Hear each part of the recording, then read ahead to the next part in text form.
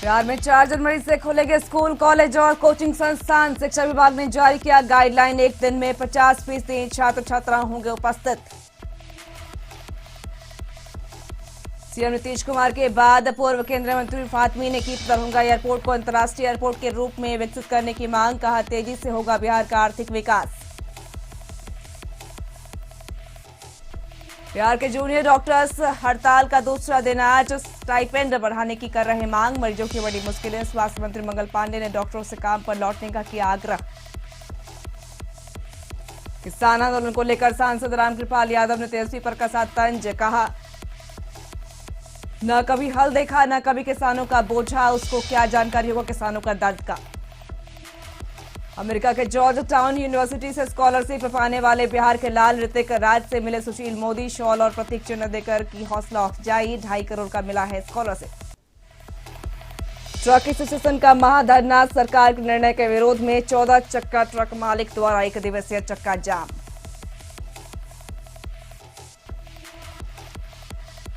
और समस्तीपुर में बदमाशों ने मारी मुखिया को गोली। गंभीर हालत में दरभंगा रेफर। कुछ दिन पहले भी हुआ था मुखिया पर हमला।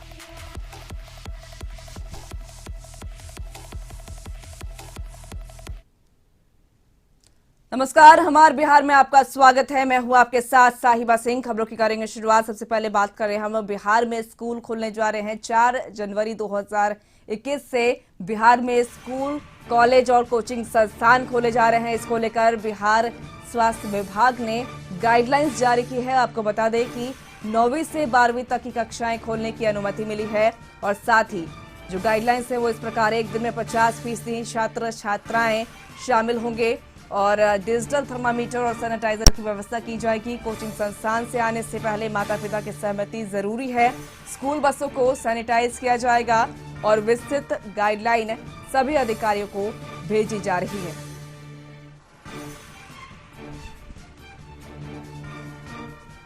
तो आपको बता दें कि बिहार शिक्षा विभाग ने गाइडलाइन जारी किया है और 4 जनवरी से स्कूल, कॉलेज और शिक्षण संस्थान खोले जाएंगे और इसको लेकर गाइडलाइन जारी की गई है। ग्राफिक्स के जरिए हम आपको समझाने की कोशिश कर रहे हैं कि किस तरीके से जो बिहार शिक्षा विभाग ने गाइडलाइंस जारी की है उसको पूरे तरीके से देखने की जरूरत है। एक दिन में 50% ही छात्र छात्राएं स्कूल में उपस्थित रह सकेंगे। डिजिटल थर्मामीटर और सैनिटाइजर की व्यवस्था की जाएगी। साथ ही कोचिंग संस्थान से जाने से पहले माता पिता की अनुमति जरूरी है और सभी संस्थानों को पूरी तरह से सैनिटाइज किया जाएगा। साथ ही बता दें कि स्कूल बसों को भी सैनिटाइज किया जाएगा और साथ ही बता दें आपको कि सभी स्कूल बसेस में जो खिड़कियां होंगी उसमें पर्दे लगाए जाएंगे और साथ ही तमाम खिड़कियां जो हैं वो खुले रहेंगे। तो 4 जनवरी से स्कूल, कॉलेज और शिक्षण संस्थान खोलेंगे। इसको लेकर बिहार शिक्षा विभाग ने गाइडलाइन जारी की है।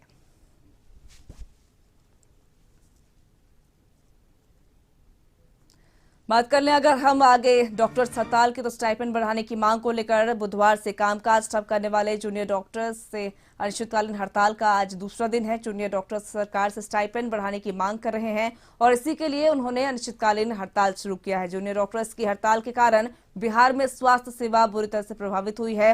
इस पर स्वास्थ्य मंत्री मंगल पांडे ने सभी जूनियर डॉक्टरों से काम पर लौटने का आग्रह किया है। मैं सभी चिकित्सकों से आग्रह करता हूँ, उनका जीवन बड़ा महत्वपूर्ण है। आपकी जो समस्याएं हैं उस पर सरकार जरूर ध्यान देगी, लेकिन आप जनहित में अपने काम पर वापस आ जाएं, ये निवेदन मैं जरूर करता हूं। बिहार के पाटलिपुत्र संसदीय क्षेत्र से सांसद और भाजपा नेता रामकृपाल यादव ने तेजस्वी पर हमला बोला है और कहा है कि किसानों की बात जो तेजस्वी कर रहे हैं, किसान की परिभाषा तक नहीं जानते हैं। घर के एसी में बैठकर किसान की बात करते हैं। ना कभी हल देखा, न कभी किसानों का बोझा, उसको क्या जानकारी होगा किसानों के दर्द का। लोग जानते हैं एयर कंडीशन घर में बैठ करके किसान की चिंता कर रहा है। लोग कभी खेत देखा है, हल, बोझा, धान का बोझा, उसको क्या जानकारी होगा भाई दर्द किसानों का। हमारी सरकार है जो किसानों का, मजदूरों का, नौजवानों का चिंता कर रही है और प्रधानमंत्री जी और यहाँ के मुख्यमंत्री जी पिछले 6 साल के दरमियान जो किसानों के लिए काम किया गया है अभूतपूर्व है। बिहार सरकार के भूमि सुधार राजस्व मंत्री रामसूरत राय का बयान। बिहार के लोगों को जमीन का नक्शा विभाग उनके घर पर भेजेगी। ऑनलाइन के माध्यम से संपत्ति का ब्यौरा विभाग रखने की तैयारी पूरी कर चुकी है। जमीन का दाखिल खारिज में जो दलालों का बोलबाला होता था उसे खत्म करने को लेकर भी तमाम बयान दिया है। और साथ ही बता दें आपको कि दाखिल खारिज जमाबंदी एलपीजी के जितने भी बैकलॉग को 31 दिसंबर तक समाप्त कर लेना है। 31 दिसंबर के बाद प्रबंधन स्तर पर बैठक होगी और अंचल अधिकारियों की कार्य समीक्षा होगी। साथ ही बिहार में बढ़ते अपराध पर भी बयान दिया है और कहा है कि बिहार में अपराधियों पर नकेल कसने के लिए सरकार कार्य कर रही है। स्पीडी ट्रायल कर आपराधिक मामलों पर कार्रवाई होगी। कि आम जनता, किसान, मजदूर, जो भी जमीन से जुड़े हुए लोग हैं, जिनका एक एक चीज़, एक एक पेपर ऑनलाइन सिस्टम हो जाए, जिसके कारण आप अपने संपत्ति का सुरक्षा रक्षा देख सकते हैं कि हमारा जो ऑनलाइन संपत्ति दर्ज हो चुका है कैसे उसको पहुंचेंगे। और बाकी नक्शा हो, चाहे खतियान हो, चाहे रजिस्टर 2 हो, जो भी चीज़ हो, टोटल चीज़ ऑनलाइन करने जा रहे हैं। और बहुत जल्द आपको मैं बताना चाहूँगा, ये हम लोग पहल कर रहे हैं, पहल हुआ भी है कि ऑनलाइन आपका दाखिल खारिज हो रहा है, लेकिन रजिस्ट्री के वक्त ही ऑनलाइन आवेदन आपका एक्सेप्ट हो जाए, जिससे कि जो बीच में गैर लोगों के द्वारा, अधिकृत लोगों के द्वारा जो गलत मैसेज समाज में जा रहा है, जो आम जनता परेशान है, उस चीज़ को समाप्ति के लिए हम लोग पुरजोर पहल कर रहे हैं। तेजस्वी जी को ये भय हो गया है कि अगर ये झूठ प्रोपेगेंडा हम नहीं फैलाएंगे तो हमारे विधायक हमको छोड़ के भाग जाएंगे। इसलिए विधायकों को ये प्रलोभन दे रहे हैं कि इस तरह कम से कम सरकार टूटेगा, बनेगा, हम नए लोगों को मंत्री बनाएंगे तो हमारा संगठन जो है विधायकों का वो टूटे नहीं, इसलिए प्रोपेगेंडा फैला रहे हैं। देश के प्रधानमंत्री नरेंद्र मोदी कल यानी 25 दिसंबर को अटल बिहारी वाजपेयी की जयंती के अवसर पर देश भर के किसानों को किसान चौपाल के माध्यम से दिन के 12 बजे संबोधित करेंगे। इस कार्यक्रम में बिहार के किसानों को जोड़ने के लिए किसान मोर्चा के द्वारा प्रखंड स्तर पर प्रधानमंत्री के संबोधन को सुनने की व्यवस्था की जाएगी, जिसको लेकर बीजेपी प्रदेश कार्यालय में बीजेपी किसान मोर्चा के प्रदेश अध्यक्ष सरोज रंजन पटेल की अध्यक्षता में बीजेपी किसान मोर्चा के जिलाध्यक्ष और प्रदेश पदाधिकारियों की बैठक आयोजित की गई। बिहार के अंदर प्रखंड स्तर पर किसान चौपाल का कार्यक्रम है और हमारे कार्यकर्ता प्रखंडों के अंदर पूरे बिहार में बड़े पैमाने पर प्रधानमंत्री जी के जो इस कानून है उस कानून के बारे में बताने का काम करेंगे। जो नई कानून है उसको किसानों को क्या क्या फ़ायदा होने वाला है उसमें भी बताने का काम करेंगे। और प्रधानमंत्री जी कल 12 बजे हमारे देश के किसानों को 18,000 करोड़ रुपया उनके अकाउंट में डालने जा रहे हैं। तो इस नाते से कल का दिन किसान और खेती के लिए बहुत महत्वपूर्ण दिन है। 25 दिसंबर को पूर्व प्रधानमंत्री भारत रत्न दिवंगत अटल बिहारी वाजपेयी की जयंती के अवसर पर पटना के ऊर्जा स्टेडियम में 2 दिवसीय महिला क्रिकेट टूर्नामेंट का आयोजन किया जा रहा है। टूर्नामेंट का उद्घाटन बिहार विधानसभा के अध्यक्ष विजय सिंह ने किया। इस मौके पर बिहार सरकार के मंत्री रामसूरत राय और सांसद रामकृपाल यादव भी मौजूद रहे। इस मौके पर मंत्री रामसूरत राय ने कहा कि बिहार के युवा खिलाड़ियों को बेहतर मुकाम मिले, इस तरह के आयोजन लगातार होते रहने चाहिए। किसी भी चीज को बढ़ाने के लिए जो हमारी परंपरा रही है उस चीज को भी आगे बढ़ाना है।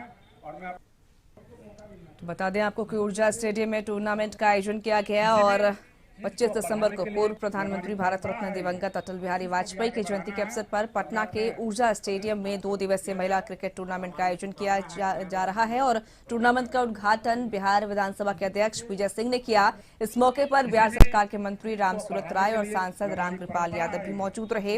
इस मौके पर मंत्री रामसूरत राय ने कहा कि बिहार के युवा खिलाड़ियों को बेहतर मुकाम मिले, इस तरह के आयोजन लगातार होते रहने चाहिए। किसी भी चीज को बढ़ाने के लिए जो हमारी परंपरा रही है उस चीज को भी आगे बढ़ाना है। और मैं अपने प्रदेश के कार्यक्रम को किया जाए और हमारी शुभकामना है कि नए वर्ष हम लोग प्रवेश करने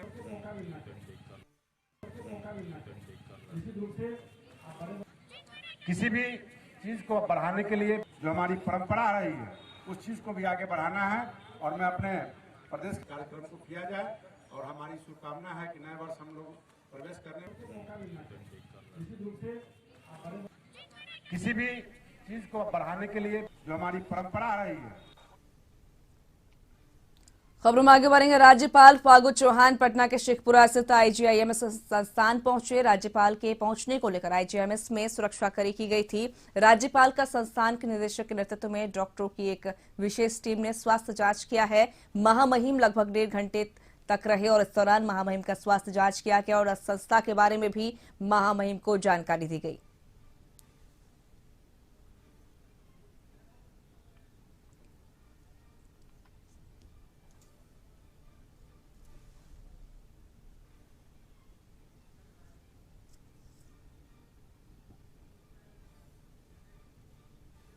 बड़ी खबर मुजफ्फरपुर से, जहां पर अतिक्रमण हटाने गए पुलिस पर पथराव किया गया है। आपको बता दें कि पत्थरबाजी में पुलिस ने मोर्चा संभाला और नगर क्षेत्र के गुदरी बाजार के समीप की घटना, जहां पर मुजफ्फरपुर शहर के विभिन्न हिस्सों में लगातार अधिक अतिक्रमण हटाने को लेकर नगर निगम और जिला प्रशासन के द्वारा पिछले कई दिनों से विशेष अभियान चलाया जा रहा था। इसी क्रम में नगर निगम ने गुरुवार को पुरानी गुदरी अतिक्रमण अभियान शुरू किया, जहां स्थानीय लोगों ने विरोध कर दिया और नगर निगम की टीम पर पथराव शुरू किया, जिसके बाद वहां अफरा तफरी का माहौल मच गया और स्थानीय लोगों ने जमकर नारेबाजी की, जिसमें नगर निगम के कर्मचारी भी नाली में गिर गए और जिसके बाद पुलिस और सैप के जवानों ने लाठीचार्ज कर दिया और माहौल को शांत कराया, जिसके बाद दोबारा से अतिक्रमण अभियान चालू हुआ।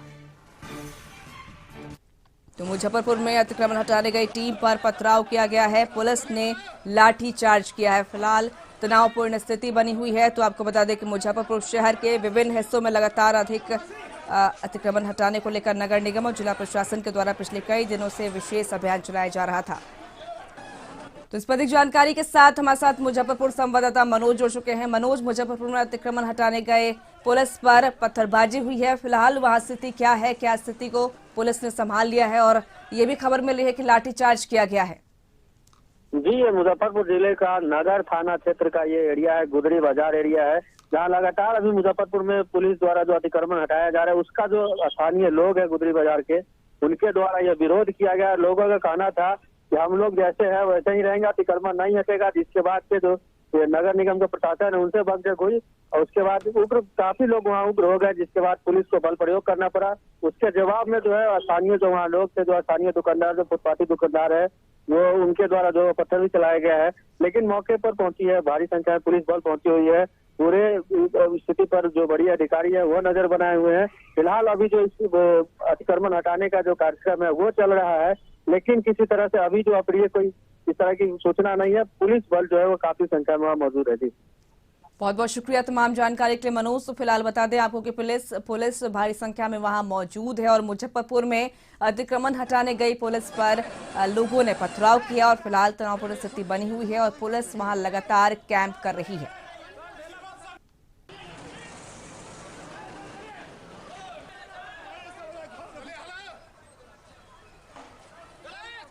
खबर पटना से, बिहार के 3.5 लाख नियोजित शिक्षकों के लिए बड़ी खबर है। राज्य सरकार ने उनकी नई सेवा शर्तों पर ट्रांसफर की मंजूरी दी थी। अब शिक्षा विभाग ने ट्रांसफर के लिए सॉफ्टवेयर तैयार कर लिया है। इसी सॉफ्टवेयर के जरिए नियोजित शिक्षकों के ट्रांसफर की प्रक्रिया पूरी कर ली जाएगी और बिहार के प्राथमिक शिक्षा निदेशक डॉक्टर रंजीत कुमार सिंह ने बताया कि नियोजित शिक्षकों के ट्रांसफर के लिए विभागीय कार्यवाही पूरी कर ली गई है। सरकार ने नियोजित शिक्षकों के लिए जो नई सेवा शर्त नियमावली बनाई है उनमें दिव्यांगों और महिलाओं का ट्रांसफर किया जाना है। वहीं पुरुष शिक्षकों के ट्रांसफर मैनुअल के आधार पर किया जाना है, यानी 2 नियोजित शिक्षक आपस में एक दूसरे के स्कूल में ट्रांसफर ले सकते हैं। शिक्षा विभाग ने नियोजित शिक्षकों के ट्रांसफर के लिए सॉफ्टवेयर तैयार कर लिया है। गौरतलब है कि बिहार में नियोजित शिक्षकों के ट्रांसफर का कोई प्रावधान नहीं था, इसके कारण 1 लाख से ज्यादा शिक्षकों को भारी परेशानी झेलनी पड़ रही थी।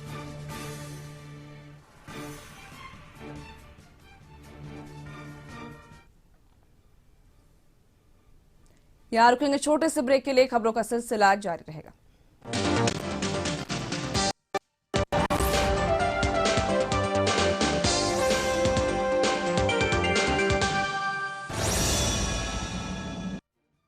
ब्रेक के बाद फिर से आपका स्वागत है। बढ़ने वाली खबर के अमेरिका के जॉर्ज टाउन यूनिवर्सिटी से 2.5 करोड़ का स्कॉलरशिप पाने वाला बिहार के लाल ऋतिक राज्य से मिलने बिहार के पूर्व उप मुख्यमंत्री और राज्यसभा सांसद सुशील कुमार मोदी पहुंचे और ऋतिक राज के घर पहुंचे सुशील मोदी का भाजपा कार्यकर्ताओं के द्वारा भव्य स्वागत किया गया। ऋतिक से मिलकर सुशील मोदी ने उसे शॉल और प्रतीक चिन्ह प्रदान कर हौसला अफजाई की।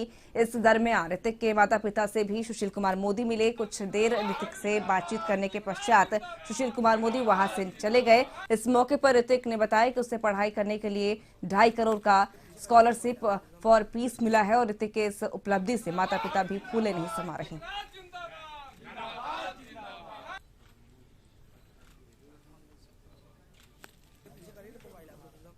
बेसिकली ट्रेन किया गया आपको बेहतर करें ताकि लीडरशिप पब्लिक सर्विस सीखते हुए दुनिया भर के जो टॉप मोस्ट कॉलेजेस हो सकते हैं उनमें जा कर के हमें अच्छी स्कॉलरशिप मिल पाए, हम वहाँ पढ़ाई कर सकें और उस पढ़ाई को करने के बाद वापस भारत आके देश सेवा में लग सकें। कितने का आपको स्कॉलरशिप मिला इस बार? जी ये 2.5 करोड़ की रुपए स्कॉलरशिप फॉर पीस है। किसने दिया और क्यों दिया? ये जॉर्ज टाउन यूनिवर्सिटी जो कि अमेरिका के वॉशिंगटन DC में है, वहाँ से मुझे ये 2.5 करोड़ की रुपए स्कॉलरशिप मिली है। खबरों में आगे बढ़ेंगे। पटना सिटी के फतुहा थाना के सुनारू इलाके में चोरों का कहर देखने को मिला, जहां चोरों ने रात के अंधेरे में गोदाम का शटर तोड़कर लगभग 6 लाख की नामचीन ब्रांड का रिफाइंड तेल और सूखा दूध की चोरी कर ली। इसके बाद एक पिकअप वान से लेकर चंपत हो गए। CTO लॉजिस्टिक कंपनी के द्वारा ब्रांडेड रिफाइंड और दूध फतुहा रेलवे यार्ड से अनलोड कर व्यापारियों के भेजने के लिए गोदाम में रखा गया था। सुबह जब गोदाम का शटर टूटा देखा, स्थानीय लोगों ने कंपनी के मैनेजर और पुलिस को सूचना दी, जिसके बाद पुलिस मौके पर पहुंची।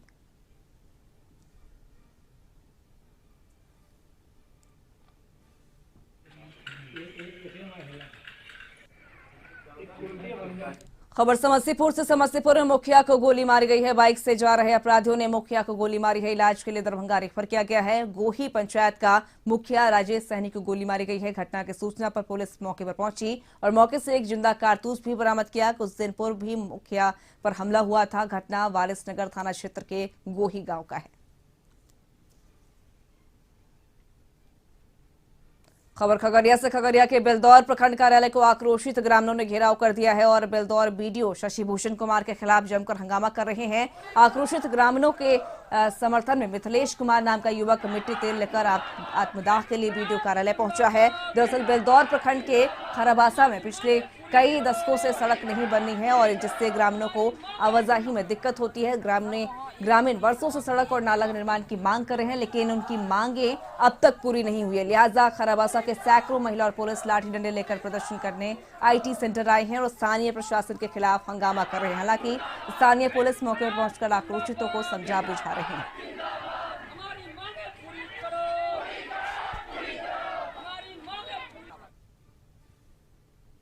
बिहार के मुख्यमंत्री नीतीश कुमार के बाद भारत सरकार के पूर्व केंद्रीय राज्य मंत्री मोहम्मद अली अशरफ फातमी ने अपने आवास पर मीडिया से बात करते हुए दरभंगा एयरपोर्ट को अंतर्राष्ट्रीय एयरपोर्ट के रूप में विकसित किए जाने की मांग की है। वहीं उन्होंने कहा कि अंतर्राष्ट्रीय एयरपोर्ट बन जाने के बाद उत्तर बिहार का आर्थिक विकास तेजी से होगा और विदेशों में रहने वाले लोगों को आने जाने में काफी सहूलियत होगी। वहीं फातमी ने कहा कि दरभंगा एयरपोर्ट बिहार का सबसे बड़ा एयरपोर्ट होने के साथ ही इसका रनवे भी सबसे लंबा होगा। और वहीं उन्होंने कहा कि मैंने बिहार के मुख्यमंत्री नीतीश कुमार को पत्र के माध्यम से निवेदन किया है कि इसे अंतर्राष्ट्रीय एयरपोर्ट बनाया जाए।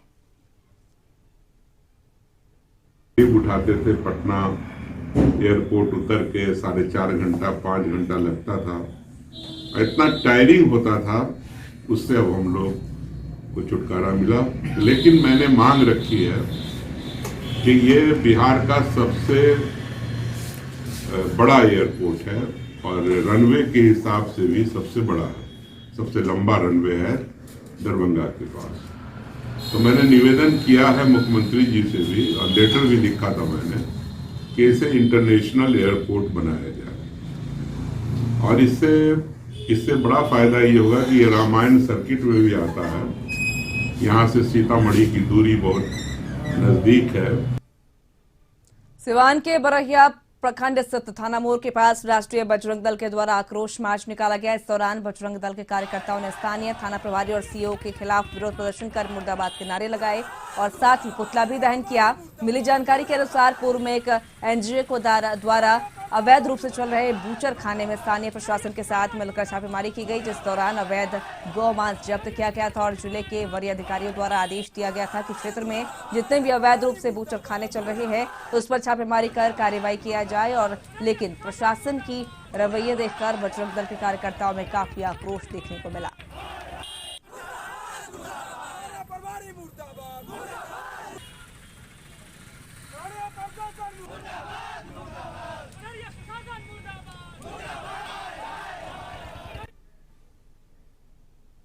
खबर सुपौल से। सुपौल जिला ट्रक ओनर एसोसिएशन के आह्वान पर जिला समाहरणालय गेट पर ट्रक एसोसिएशन ने धरना प्रदर्शन किया। सरकार के निर्णय के विरोध में 14 चक्का ट्रक मालिक द्वारा 1 दिवसीय चक्का जाम और धरना कार्यक्रम का आयोजन किया गया।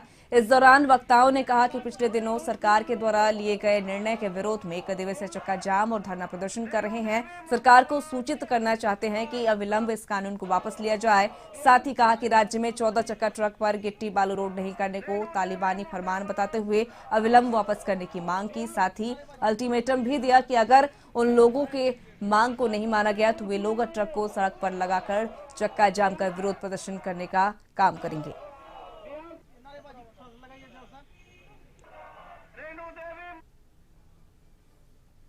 खबर किशनगंज से। किशनगंज में गुप्त सूचना के आधार पर छापेमारी कर किशनगंज अनुमंडल पदाधिकारी शहनवाज अहमद नियाजी ने अवैध बालू से लदी ओवरलोडेड 4 ट्रकों को जब्त किया है। वहीं ट्रक चालक और खलासी अधिकारी को देखते ही ट्रक छोड़कर मौके से फरार हो गए। अनुमंडल पदाधिकारी ने बताया कि सूचना मिली थी कि अवैध तरीके से ओवरलोडेड बालुओं को ट्रकों में लादकर चोरी छुपे ले जाया जा रहा था। छापेमारी के क्रम में 4 ट्रकों को पकड़ लिया गया है। उन्होंने कहा कि सरकार के गाइडलाइन के मुताबिक किसी भी कीमत पर ओवरलोडेड वाहनों को चलने नहीं दिया जाएगा। उन्होंने कहा कि सभी जब्त ट्रकों पर परिवहन एक्ट के तहत कार्रवाई की जाएगी।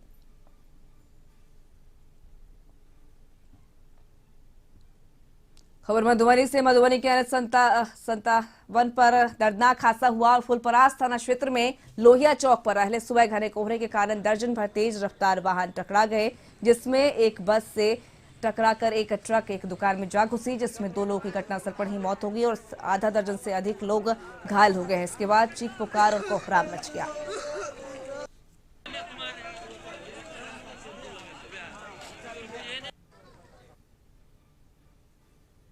खबर सुपौल से। बिहार के सुपौल से दिल को दहलाने वाली खबर सामने आई है। त्रिवेणीगंज थाना क्षेत्र में कस्सा मटकुरिया गांव के रहने वाले सौरभ कुमार, जिसकी उम्र मात्र 13 साल की थी, अज्ञात अपराधियों ने अगवा करने के बाद उसकी निर्मम हत्या कर दी और शव को नहर किनारे फेंक दिया।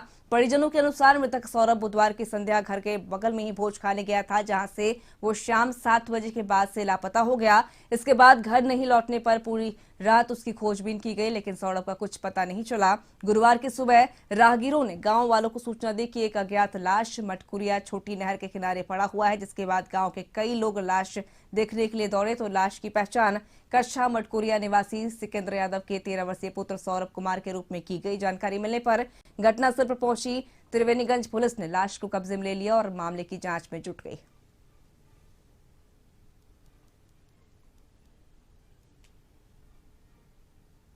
खगड़िया के गोगारी थाना इलाके में अज्ञात बदमाशों ने गोली मारकर एक युवती की हत्या कर दी है और बदमाशों ने लड़की को 5 गोली मारा, जैसे युवती ने मौके पर ही दम तोड़ दिया। बदमाशों ने वारदात को तब अंजाम दिया जब युवती अपनी बड़ी बहन के ससुराल से अपने घर आ रही थी। घटना की वजह बहनोई के साथ अवैध संबंध होना बताया जा रहा है।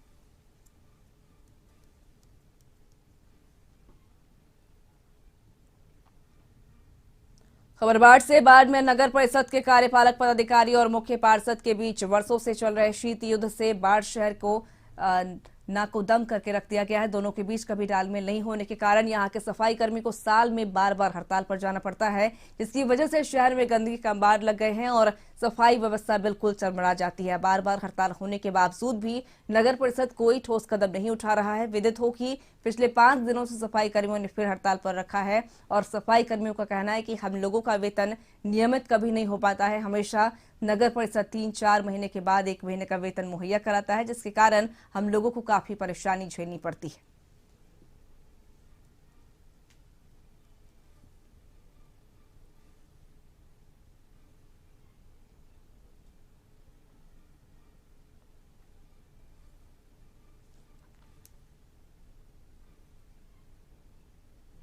खबर सीतामढ़ी। सीतामढ़ी जिला मुख्यालय स्थित जिला स्वास्थ्य समिति के सभागार में centre for advocacy and research की ओर से मीडिया वर्कशॉप आयोजित की गई। इस वर्कशॉप में सिविल सर्जन राकेश चंद्र सहाय ने कोविड-19 के टीकाकरण को लेकर जानकारी दी है और कहा कि हमने कोविड के लिए स्वास्थ्य संरचना तैयार करने में काफी मेहनत की है। अब बारी है कोविड टीकाकरण की, जिसे जनवरी में दिया जा सकता है।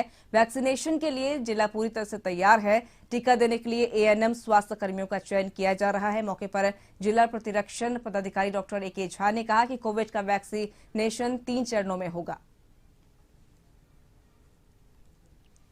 अब तक हम लोग लगभग 4 लाख जांच कर चुके हैं और उसमें से 99% रिकवरी रेट है, जो कि एक बहुत ही अच्छी बात है। और हमारा पॉजिटिविटी रेट 1 से भी कम की ओर जा रहा है। और वैक्सीनेशन और साथ ही साथ awareness as well as precaution लेते हुए हम लोग कोविड को मात देने के लिए पूरी तरह से। खबरों में आगे बढ़ेंगे। गया में आगामी 25 दिसंबर से गया एयरपोर्ट से मुंबई के लिए 25 दिसंबर से इंडिगो की सीधी उड़ानें शुरू हो रही हैं। इसकी तैयारी पूरी कर ली गई है। इसके शुरू हो जाने से तीर्थयात्री और पर्यटकों के साथ ही स्थानीय व्यवसायियों को काफी लाभ होगा। यहां से मुंबई की यात्रा करने वाले लोगों को वाया दिल्ली जाने की बाध्यता खत्म होगी। इससे उन्हें समय और पैसे दोनों की बचत होगी। इसके साथ ही इंडिगो ने कोलकाता और बैंगलोर के लिए फ्लाइट संचालन की अनुमति पहले से ही ले रखी है और एयर इंडिया की कोलकाता, गया, बनारस और दिल्ली की सेवा भी फिर से बहाल होने की संभावना है। इस मौके पर एयरपोर्ट अथॉरिटी ने गेस्ट ऑफ ऑनर के रूप में अभिनेता अली खान को आमंत्रित किया है। बताते चले कि अली खान कल 12:30 पर मुंबई से गया एयरपोर्ट पहुंचेंगे।